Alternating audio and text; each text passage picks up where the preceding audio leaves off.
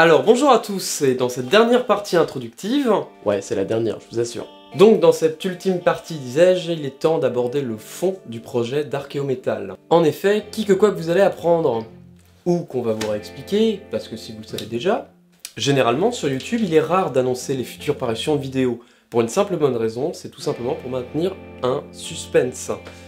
Du style, ah mais qu'est-ce qu'il va nous proposer la prochaine fois? Et pour le coup, nous on a décidé de vous annoncer directement tout ce que nous allons faire.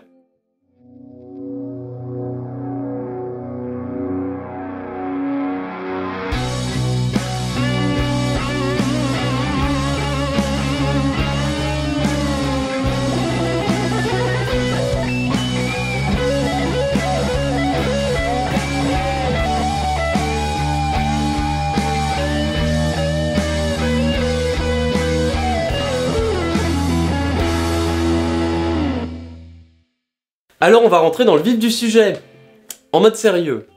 Oui.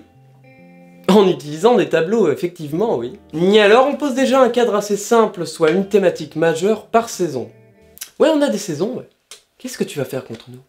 Qu'est-ce que tu vas faire contre nous? Pas rien, tu vas écouter. Avec les tableaux. Donc bref, voici les thématiques suivantes. Affichées derrière moi. On est tous d'accord, c'est pas forcément très clair dit comme ça.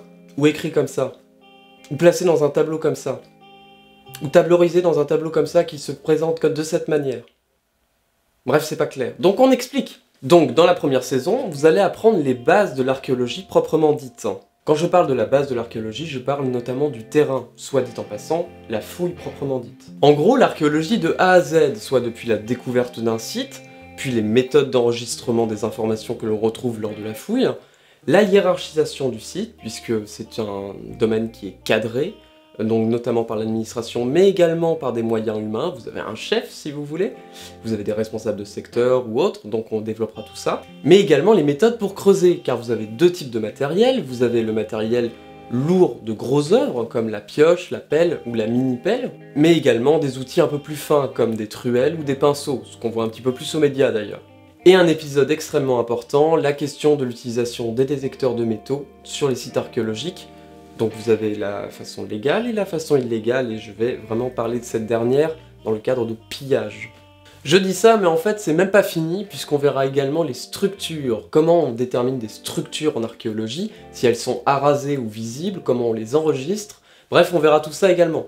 Et enfin, pour finir, on verra les types d'objets que l'on retrouve en archéologie, donc ça va vous permettre d'apprendre un petit peu de vocabulaire et également d'apprendre le jargon des archéologues vis-à-vis du mobilier archéologique.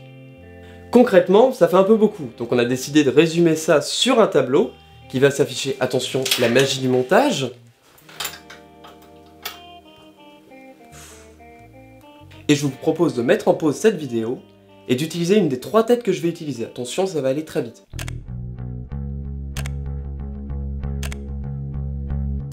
Vous en voulez encore? C'est pas fini, il reste encore 3 saisons à développer. La seconde saison va se concentrer autour du laboratoire et de l'interprétation des données. En fait, c'est dans cette saison que vous allez pouvoir aborder toutes les périodes et également les méthodes de datation.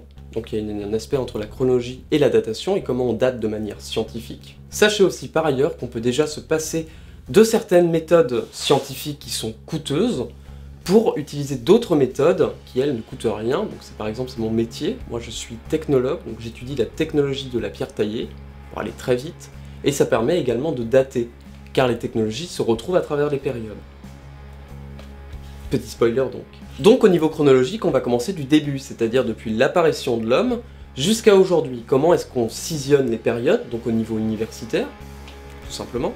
Ainsi donc, dans cette saison, il sera l'occasion de faire un véritable point sur l'histoire humaine. Quand je dis histoire, je compte la préhistoire et l'histoire. Vous verrez qu'il y a une différence entre les deux, notamment, traditionnellement, je dirais même, par l'écriture. Donc faire un point sur l'histoire humaine, ça veut dire quoi? Que l'on va faire une scission entre la préhistoire et l'histoire, et que dans la préhistoire et l'histoire, on va déterminer toutes les périodes en fonction des caractéristiques majeures qui les définissent. Alors, toujours avec la même méthode, 6 contres à ma gauche. Et toujours pareil, avec 3 têtes moult intelligentes pour vous accompagner.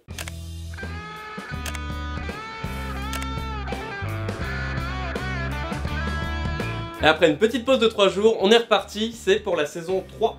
Celle-ci s'intitule La vie quotidienne, donc une thématique essentielle car elle consacre les résultats des archéologues vis-à-vis des fouilles et de leurs réflexions. La vache, ça va pas paraître avant 2 mois et je sens que c'est déjà ennuyant pour tout le monde. Mais pas pour moi. Bon, pour commencer cette saison, on va aborder un petit peu de théorie de l'archéologie, c'est-à-dire notamment les postulats. Qu'est-ce qu'un postulat? C'est ce qu'on admet dans les raisonnements de base. Mais on verra tout ça. Ensuite, on fera un rapport entre l'archéologie et l'ethnologie, donc en quoi ça peut nous servir, en quoi ça peut nous desservir, donc les aides et les pièges. Puis, on étudiera ensemble un phénomène absolument incroyable dans l'histoire humaine, qui est le passage de la prédation et de la chasse à la culture et l'élevage et de la sédentarisation de la population humaine. En gros, c'est un renouvellement total de la manière dont les hommes de vivre, de produire leur nourriture, et avec un point un peu spécifique sur la pêche pour comprendre ces techniques à travers le temps. Par contre, le reste des épisodes, là, j'avoue, on s'amuse complètement, ça sera sur l'alcool, donc la picole, la bouffe, la manière de s'habiller, et même la reproduction. D'ailleurs, faudrait que ça tombe au niveau de la Saint-Valentin, comme ça on pourrait rigoler un bon coup en plus. Et on fera un dernier point sur la médecine, donc notamment la manière de soigner par la chirurgie, une technique qui existe depuis des temps immémoriaux, on va dire ça comme ça, et également le fait de se shooter par les plantes. Parce que ça existait. Ne prenez pas de drogue. Bon allez, comme précédemment, on va faire 3 têtes absolument ridicules pendant que vont s'afficher les magnifiques thématiques que je viens de parler. Youpi, youpi, youpi, youpi, youpi, youpi, youpi, youpi, youpi, youpi, youpi.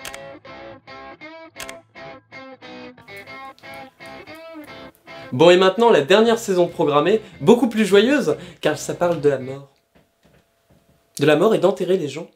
Parce que ça, c'est intéressant. Et également de l'armement. Bon bref, à partir de cette saison, vous aurez une synthèse totale sur l'armement et la manière d'enterrer les morts. Quand je parle d'armement, je parle en pierre, et également métallique. Donc vous verrez les différences qu'il y a entre les deux et comment les archéologues arrivent à déterminer les techniques pour obtenir ces objets. Mais outre l'armement de pierre, donc dans l'armement métallique qui sera composé de cuivre, de bronze, puis de fer, enfin, il y a toute une succession, mais on verra tout ça ensemble. Par rapport à l'armement métallique, donc à la base il était constitué de cuivre, puis de bronze, et c'est l'âge du bronze, ouais. Ok, puis l'armement en fer. Oui, c'est l'âge du fer, crétin. Puis en aluminium. Oui, c'est l'âge de la révolution industrielle, petit élitiste. Et enfin en plastique.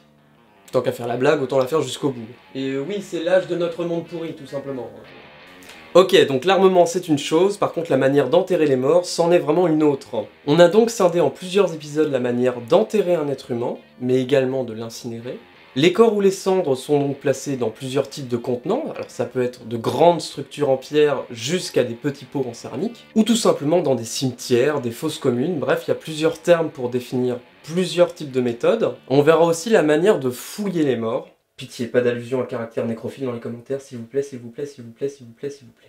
Et pour clore cette 4e saison, je voulais terminer sur une note un peu plus joyeuse, notamment sur la démographie, mais aussi la fin de la publication, donc comment on publie en archéologie. Je trouvais que c'était intéressant de vous montrer comment ça se termine finalement, après la fouille, comment on finit un site. Et aussi les conférences en archéologie pour vous montrer qu'on se marre bien et qu'on essaye de débattre scientifiquement aussi de temps en temps. Allez, on va tout remettre dans nos fidèles tableaux, et cette fois-ci, attention, ça sera de l'autre côté.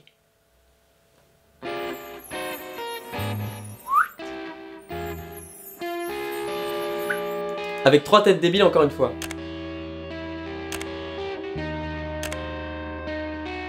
Maintenant qu'on a expliqué le programme, je dois préciser quelques points. Évidemment, c'est un programme un peu idéalisé. Je rappelle que chacun de ces épisodes pourrait correspondre à une ou plusieurs thèses de cycle universitaire. Par conséquent, chacun de ces épisodes demande un énorme travail bibliographique que je préciserai, toujours la même chose, en fin d'épisode.